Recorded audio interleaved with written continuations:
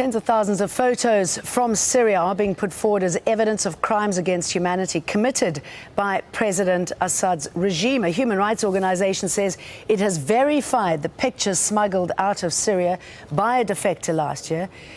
We warn you that you may find some of what we're about to show disturbing. Human Rights Watch says the photos document the deaths of some 6,700 people in Syrian prisons.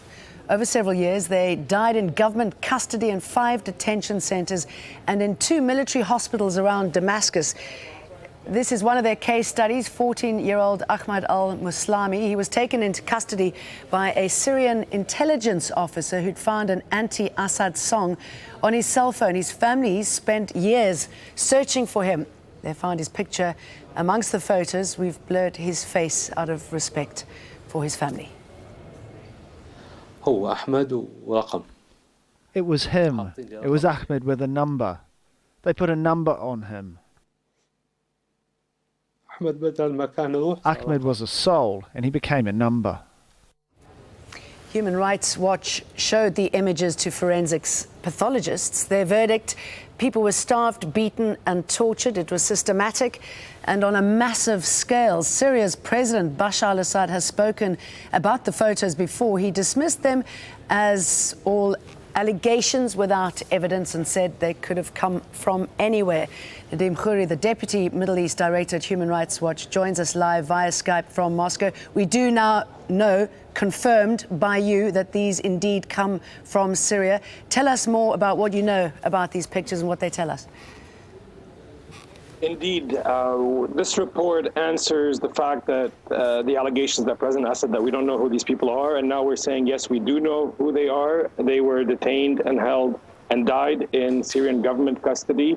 The evidence is overwhelming, not only by identifying particular people, but we also spoke to other detainees who saw people die. We spoke to defectors who themselves transported the bodies to the military hospital, and we also described the whole bureaucracy of death behind recording these deaths, taking the photos, taking the orders to bury them. And the amount of people who've been affected by this and the level of torture, I mean, what do you put that down to? It was a state policy of torturing and criminal negligence towards people in detention to let them die. Otherwise, you would not be seeing these numbers.